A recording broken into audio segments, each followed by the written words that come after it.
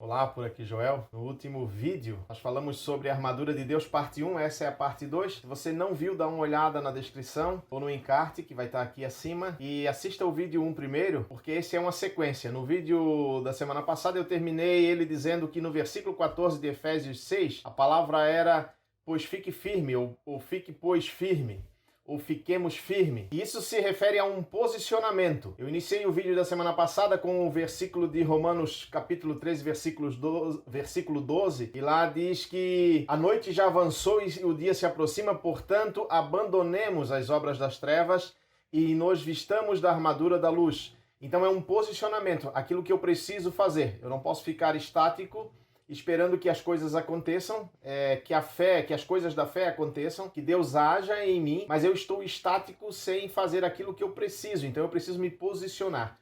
E nesse versículo 14, do capítulo 6 do livro de Efésios, nós vamos dar a sequência a partir dessa palavra. Fiquem firmes. Então essa declaração de posicionamento e coragem ao combate. Quando se diz fique firmes, justamente é nessa direção. Eu me posiciono para o combate, e eu me direciono para o combate em coragem, então em confiança no Senhor, em coragem. Nós não fomos chamados para viver no medo, né? O Senhor já nos tirou dessa realidade de medo e de trevas, e agora Ele nos pede esse posicionamento.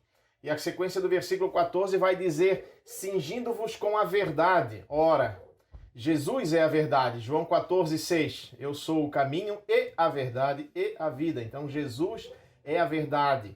Na vida do crente não pode haver mentira. Então, um posicionamento também contra a mentira. Em nenhum momento pode haver mentira, conforme Efésios 4, 25. Como eu disse no outro vídeo, os versículos eu vou citando e vocês, se possível, anotem se quiserem para fazer um estudo mais aprofundado. Também para servir como estudo bíblico, se quiserem replicar adiante. A verdade liberta. A verdade liberta, João 8,32. A verdade liberta. Então eu me posiciono em verdade, eu me posiciono em Jesus, porque essa verdade liberta. E Satanás é o pai da mentira. João 8,44 vai relatar isso. Então se eu me posiciono em mentira, eu estou servindo ao inimigo. A Bíblia ela não diz que eu posso mentir em determinadas situações, mas que eu devo viver em verdade.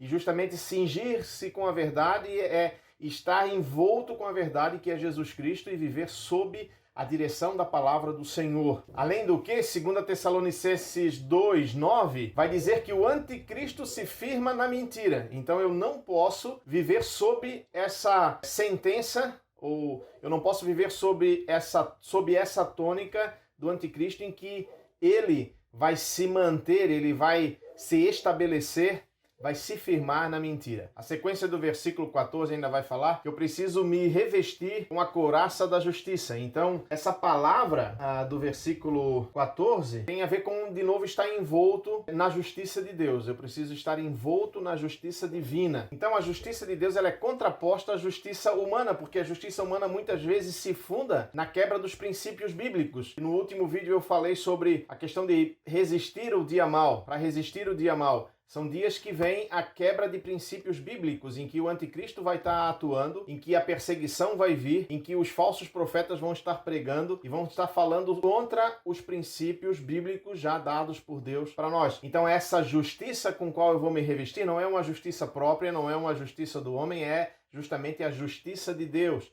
expressa na Bíblia em todo o seu conteúdo. A justiça humana ainda se baseia em princípios passageiros e normalmente voltada a fazer o bem a si próprio. A justiça de Deus, ela se volta a fazer o bem ao próximo. Eu não vou fazer mal a mim mesmo, claro, mas eu vou buscar fazer o bem ao próximo. Tudo aquilo que vai prejudicar o meu irmão, eu não vou praticar. Então, esse princípio, ele é justamente ao contrário. O princípio divino, justamente contrário ao princípio humano. Eu vou amar a Deus sobre todas as coisas e amar ao próximo como eu me amo. Então, se eu não quero ser prejudicado, não vou prejudicar o outro alguém. A justiça de Deus está fundamentada em princípios eternos, em que Jesus deu a vida por seus amigos, João 15, 13 e Filipenses 2, 4. Então, alguém que dá a vida por seus amigos, são princípios eternos fundados na justiça de Deus. Aquele que prejudica o amigo são princípios humanos fundados numa justiça própria, numa justiça humana que não herda o reino dos céus. O nascido de Deus pratica a justiça de Deus.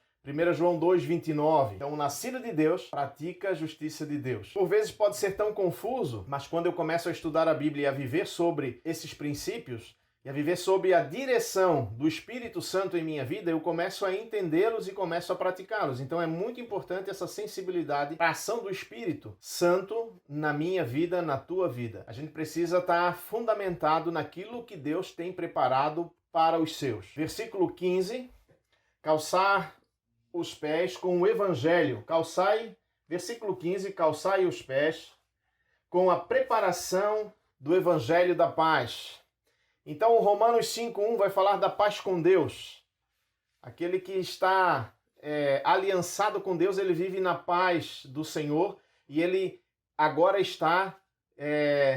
agora ele tem paz com Deus. Antes não tinha, porque antes ele não estava aliançado, antes ele não tinha recebido de Deus, antes ele não tinha recebido de Deus a salvação em Jesus Cristo e ele era rebelde nos seus caminhos. Agora, aliançado com Deus em Jesus Cristo, a salvação que ele nos dá, aquele que aceita Jesus como seu Senhor e Salvador, acaba vivendo nessa aliança com Deus. Então, a paz de Deus vai reinar nessa vida. Calçar o Evangelho da paz ainda tem a ver com a propagação da salvação aos povos. 1 Timóteo 2,4. Então eu também preciso estar atento a isso. Propagação da salvação a todos os povos. E justamente Deus propõe paz e não propõe ira aos que aceitam o sacrifício de Jesus na cruz, conforme Romanos capítulo 5, versículo 9. A sequência do texto de Efésios 6, no capítulo 16, vai dizer: embraçando sempre o escudo da fé, com o qual podereis apagar todos os dardos inflamados do maligno. Eu falei sobre esses dardos inflamados no estudo anterior, que são lançados contra os servos de Deus. Então, esse escudo da fé, ele vai fazer com que esses dardos não me alcancem, mas eles sejam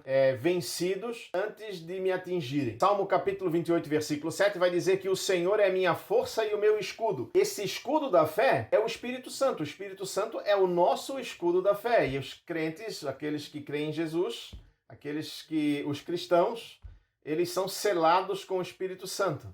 Então esse escudo, ele já está em nós, já está conosco. Nós precisamos utilizar disso, nós precisamos deixar fluir isso.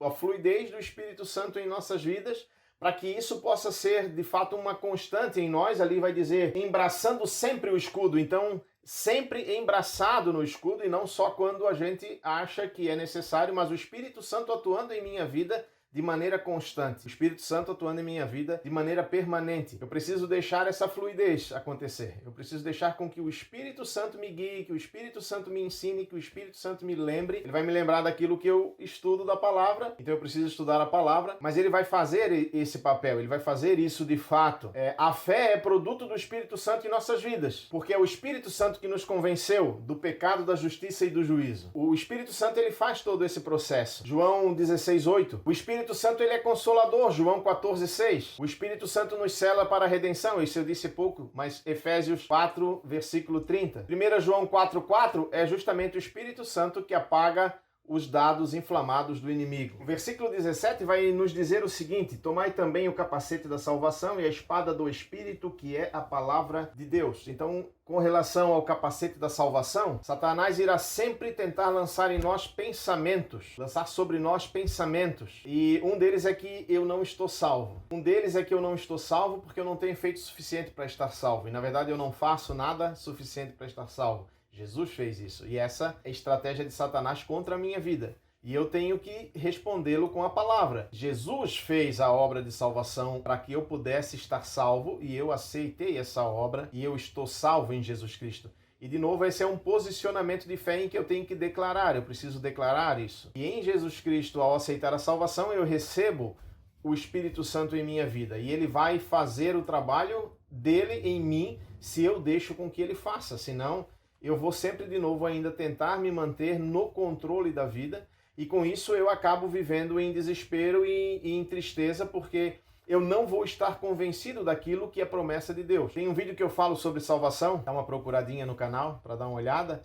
E ali eu vou relatar justamente essa certeza que eu preciso ter de salvação, porque é promessa. E as promessas de Deus, elas se cumprem. As promessas de Deus, elas não deixam de se cumprir. Então, tomar o capacete da salvação é justamente viver a certeza da salvação. 1 João 5, capítulo 5, versículos 11 e 12. A certeza da salvação, tomar o capacete é isso. Viver sob essa certeza, dessa promessa maravilhosa que Deus fez e dessa obra maravilhosa, a obra redentora em Jesus Cristo na cruz. E a espada do Espírito, que ainda está no versículo 17, nada mais é, ali já está a explicação, é a palavra de Deus. A palavra de Deus vive e poderosa que corta mais do que qualquer espada afiada, conforme Hebreus capítulo 4, versículo 12. Então a espada do Espírito, a palavra de Deus, a qual eu tenho que manejar bem. E isso é uma dica bíblica, é um versículo bíblico que eu preciso colocar em prática. Para manejar bem a palavra, eu preciso saber da palavra, eu preciso buscar na palavra. Eu preciso ter em mente tudo aquilo que a palavra me traz sobre quem eu sou, quem é Deus, sobre a salvação, sobre o que Ele fez por mim, sobre o que Ele tem preparado para mim. Porque Satanás vai sempre tentar colocar dúvidas na tua cabeça, na minha cabeça, e nós vamos sempre de novo ter que estar dando as respostas. Lembra de Jesus quando ele foi tentado no deserto? Todas as respostas que ele deu para Satanás, elas eram palavras bíblicas que já estavam expressadas e ele citou elas novamente. Ele é a palavra, ele sabia disso e ele nos ensinou isso. E ele nos ensina ainda isso pelo seu Espírito. E nós precisamos viver isso. Então, mesmo que o Espírito Santo fala pela boca do Paulo todas essas coisas e ele nos traz em conformidade, item por item, o que é a armadura de Deus, ele ainda no versículo 18 vai relatar o seguinte: tudo isso que foi posto com toda oração e súplica, orando em todo o tempo no Espírito, e para isto vigiando com toda perseverança e súplica por todos os santos. Orar no Espírito se relaciona com uma comunhão íntima com o Senhor. E essa comunhão íntima possibilita orar no Espírito. Deus não busca quem ora a partir das questões carnais ou das questões mundanas. Deus busca quem ora a partir da sua palavra, a partir daquilo que Ele é, a partir daquilo que Ele já nos fez, a partir daquilo que Ele já nos deixou, a partir das suas promessas. Somente o adorador consegue orar em espírito, pois o Senhor busca aqueles que o adorem em espírito e em verdade. João, capítulo 4, versículo 23. E nós precisamos estar atentos a essas coisas. Nós não precisamos florear muito sobre isso e nem inventar coisas sobre isso. Mas saber que sem intimidade com Deus não existe oração no Espírito. Sem adoração ao Senhor não existe oração no Espírito. Sem glorificar o nome do Senhor, sem declarar as virtudes do Senhor, não há oração no Espírito. E isso precisa estar na minha vida. E isso precisa estar na tua vida, precisa estar nas nossas vidas. Então a adoração em espírito e em verdade me faz ficar alerta às ofensivas de Satanás, sejam elas visíveis ou invisíveis. E só se mantém alerta quem está em constante oração e adoração. Joel, mas isso é difícil. Eu trabalho, eu faço isso, eu faço aquilo outro. Ok, mas eu preciso estar em constante oração e adoração ao Senhor. E você vai aprender isso buscando isso no Senhor. E você ainda vai conseguir fazer o seu trabalho, vai conseguir fazer todas as outras coisas e você vai conseguir fazer tudo aquilo que é necessário na presença de Deus. Desde o aprendizado da sua palavra, a oração, a adoração, ao clamor por você e a intercessão pelos irmãos. Assim como o versículo aqui, o versículo 18 também vai ressaltar, vigiando com toda perseverança e súplica por todos os santos. Então todos os crentes, todos os cristãos que estão no mundo, eles também precisam da sua súplica diante de Deus, mesmo que você não o conheça.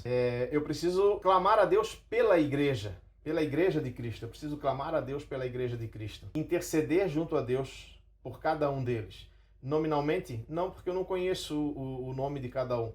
Mas interceder pelos santos, interceder pelos crentes que estão pelo mundo, aqueles que sofrem, aqueles que passam tribulações e dificuldades, aqueles que são atacados diariamente pelo inimigo, aqueles que têm algumas áreas da sua vida que são muito mais sensíveis a ataques, assim como também no outro vídeo eu falei.